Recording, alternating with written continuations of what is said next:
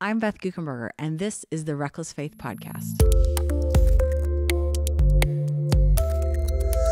Welcome back to today's Reckless Faith Podcast. I'm here with my friend, Rob Hall. Thanks, Rob, for being with us today. Absolutely. Day 24. Mm-hmm. I mean, if people have been in it this long, they're going to get 40 days. I mean, come on.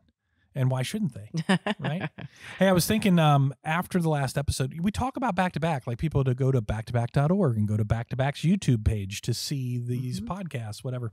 And I don't think often in this 24 days so far, we've talked about what back-to-back is. There might be tons of people who know Beth Guckenberger, but don't know kind of your day job at back-to-back. Yeah, so my husband and I lead Back-to-Back Ministries. It's an international orphan care organization, and we work around the world with vulnerable children. And I can't encourage people enough to find some place to plug in this movement, whether it's with Back-to-Back, which we would love, or with something that their local church supports. I just encourage people to see what it is that God's doing for orphaned and vulnerable children and to join him in it. Yeah, sounds good. So I thought that was some context was necessary. So Yeah. that's why you have me on the show for these kind of things. Yes, right? yes. Thank you. Hey, day 24, I also have the inkling that today, I think all of the stuff that we've done so far is easily shareable. I hope that people are, if they're listening to the podcast, they're emailing the link or sharing the link. There's lots of great stuff. But for some reason, I think today's content in this chapter, truth as locust repellent, saying yes to restoration, is something that people are going to want to share with other people. I think it's going to be really poignant for a lot of people. Yeah, it's a message of hope, and that we need as much hope these days as anyone can get. Yes.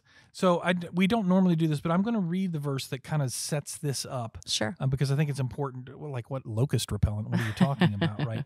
So the verse that kind of sets up this chapter is Joel 1:4, and it says this: "What the gnawing locust has left, the swarming locust has eaten. And what the swarming locust has left, the creeping locust has eaten. And what the creeping locust has left, the stripping locust has eaten." I mean, that sounds overwhelming. Yeah, it does. Joel is a minor prophet, and he's talking about the destruction that came to God's people and how God used it to get their attention. And as the aftermath of all those locusts had gone through their crops, they looked around like, now what? Like, we're desperate. We're without options. We're hurting.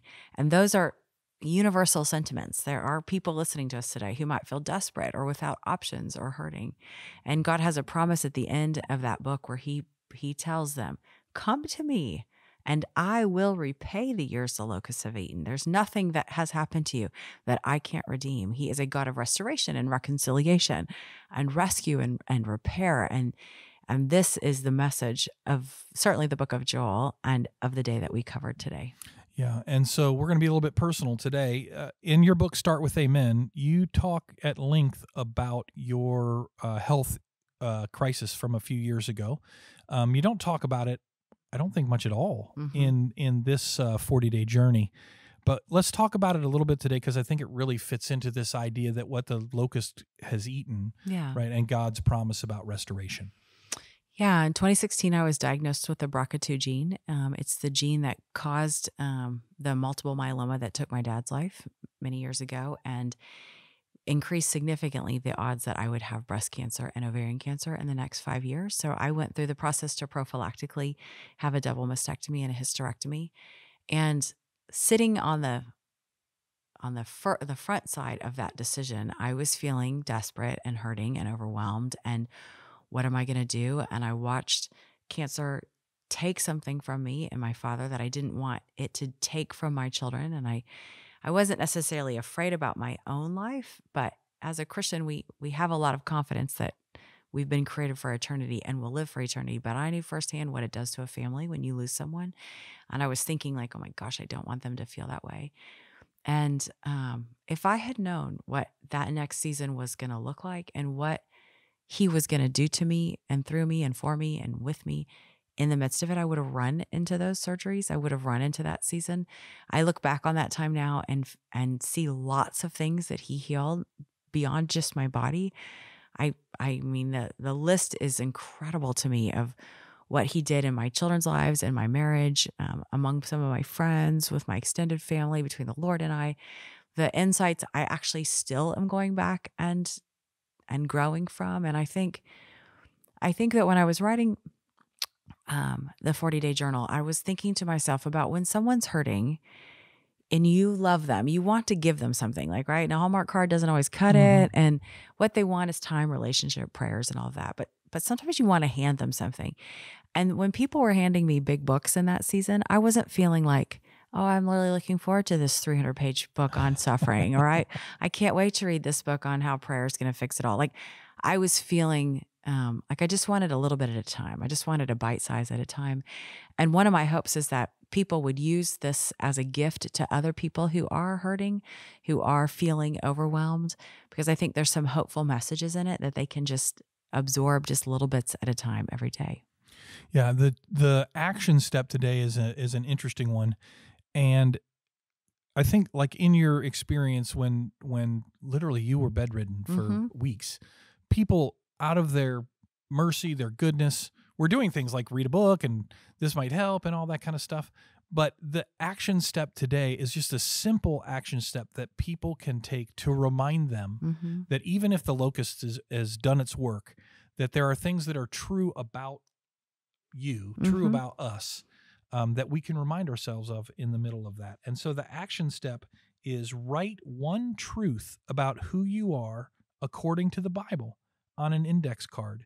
Hang this locust repellent somewhere you can see every day. Yeah. So one of my favorite biblical truths about myself is that I am a co-heir with Christ, as are any believer that's listening. We are co-heirs with Christ. The book of John talks about how we're children of God. And when we get in circumstances, whether it's a medical crisis or relationship crisis or what financial crisis, whatever you're in, you tend to feel powerless. Like, I can't turn this around. If I could turn it around, I wouldn't be in a crisis. Like, this is overwhelming. This is more than I can do myself.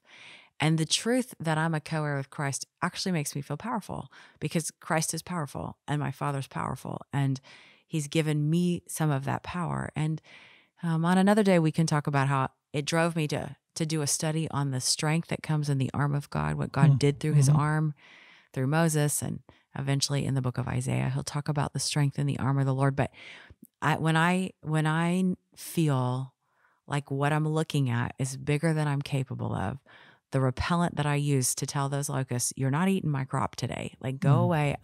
The truth is going to protect me. I remind myself I'm a co-heir with him. Yeah, like you said at the beginning, this is a season where lots of people need hope, and they look at lots of places for that hope. Mm-hmm. Things can seem overwhelming, but they can be reminded that they're an ambassador, they're a child of God, that he holds them in his righteous right hand. There's so many truths, Mm-hmm. and the action today, just write one of those down Mm-hmm. and put it on a card where you can see it every day, and you're reminded that the locusts were intended to do this, but the truth of who God says you are is a locust repellent. Yes, and powerful in it, because those locusts, just like the verse that you read, they come in waves and they hit in different places. There's the gnawing locust and the crawling locust and the flying locust, Yeah. and we need that armor of truth all day, every day, on a regular basis for the circumstances we find ourselves in. Yeah. I do think that this is quite a shareable No. podcast. And so if you have a copy of Reckless Faith, A 40-Day Journey to Saying Yes, we hope the podcast keeps you focused on having meaningful conversations with God and others. And one way to do that is to share this with somebody who you think might need it or benefit from it. If you're here and you haven't yet gotten a copy, because perhaps someone has shared it with you, you can find a copy of the book on Amazon, or the book and other resources can be found at backtoback.org/40days. That's BACK, the number 2, BACK.org/40days. And to all the listeners who are joining in this with us in this journey towards reckless faith, I just thank you. And until next time.